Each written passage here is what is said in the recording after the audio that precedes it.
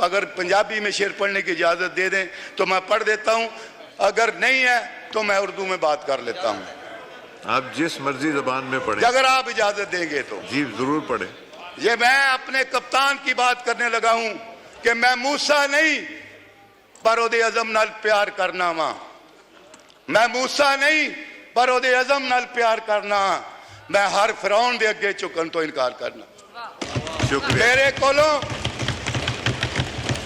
मेरे कोलों नहीं हुंदी किसे झूठे दी तरफदारी, मैं सच्चाई ते सच्चाई का प्रचार करना है। अल्लाह के 99 नामों के नीचे बैठे हुए हैं वो लोग जिनको पता है, जिन्होंने जाली फॉर्म 47 लिया हुआ है। और मैं हैरान हूं, माइक खोले।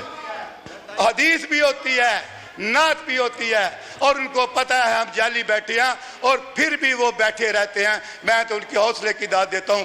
जितनी जल्दी में हमारे कायद को, हमारी बुशरा बीबी को और गुजरांवाले की एटीसी ने, अदालतों ने सजाएं दी, हमारी अपीलें जो हैं वो 15 मिनट के लिए सुनी जाती हैं, 5 दिन के लिए अर्जन हो जाती हैं। हम अगर इस पे प्रोटेस्ट करते हैं तो ये गैर आईनी नहीं है। मेरी जनाब से दरख्वास्त है कि इन हथकंडों से ना आप हमसे, हमारी अपने कायद इमरान खान से मोहब्बत छीन सकते हैं, ना आप हमें तोड़ सकते हैं, ना पार्टी से वफादारी बदलवा सकते हैं। आपने 9 मई का जो झूठा बयानिया था उस पे हमें पाबंदे सलासल करके देख लिया, सजाएं देकर देख लिया, कैदो बंद में रख कर देख लिया। अल्हम्दुलिल्लाह पार्टी नहीं टूटी, निशान छीन के देख लिया, पार्टी नहीं टूटी। 8 फरवरी को साबित हुआ कि इमरान खान की पार्टी जीती। 8 फरवरी को साबित हुआ कि कप्तान का दिया हुआ शऊर जीता। 8 फरवरी को साबित हुआ कि इमरान के हुक्मरानी अवाम ने किसको दिया और इमरान खान का नजरिया जीता। मैं इस ईवान के तवस्सुत से उनको भी ये मैसेज देना चाहता हूं, और स्पेशली गवर्नमेंट ऑफ पंजाब को, जहां पर एक नया ओहदा इजाद हुआ है सुपर आईजी का, कि आप जितने मर्जी जुल्म हम पे डालें, आप जितने मर्जी मुकदमात जो हम पर कायम कर लें, लेकिन ये ना मोहब्बत खत्म होगी, ना उसका दिया हुआ शऊर खत्म होगा, ना उसके नजरिया खत्म होगा। बढ़ती जाएगी, बढ़ती जाएगी, बढ़ती जाएगी, और ये उस वक्त तक जंग जारी रहेगी जब तक हम ये जाली मैंडेट वालों से अपना मैंडेट वापस नहीं ले लेते।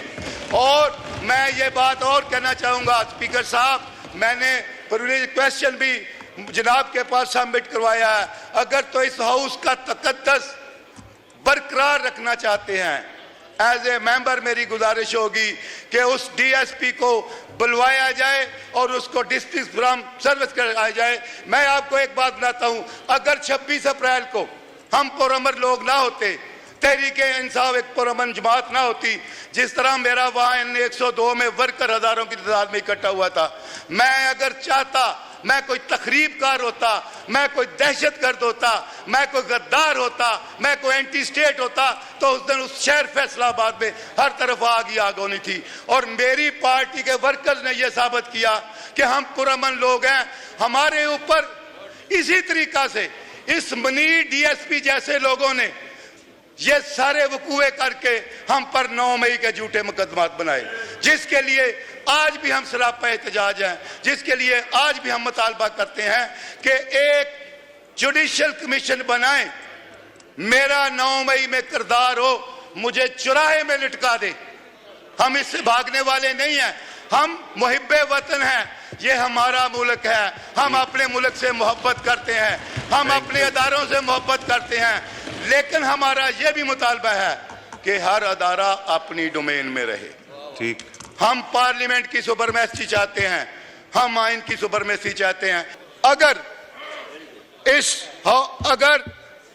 फंडामेंटल राइट्स एग्जिस्ट करते हैं तो फिर फंडामेंटल राइट्स में ये राइट है फ्रीडम ऑफ मूवमेंट का, ये फंडामेंटल राइट्स में है राइट ऑफ असेंबली का, ये फंडामेंटल राइट्स में है फ्रीडम ऑफ स्पीच का।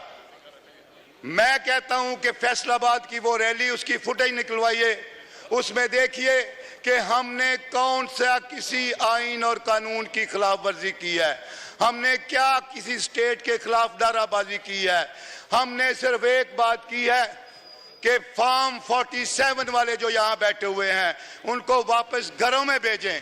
हमने सिर्फ एक बात की है कि जो हमारी मखसूस नशिस्तें जिसकी आइन भी गुंजाइश नहीं देता, जो दोस्त दादरी से लिए वो हमें वापस दी जाएं। अगर ये गैर आइनी है तो ये बात मैं नहीं करता, अगर आइनी है तो मैं करता रहूंगा। हमने ये एक बात की है कि 9 मई का जुडिशल कमीशन बनाया जाए और जो जेन्युइन जिम्मेदार है उसको सजा दी जाए।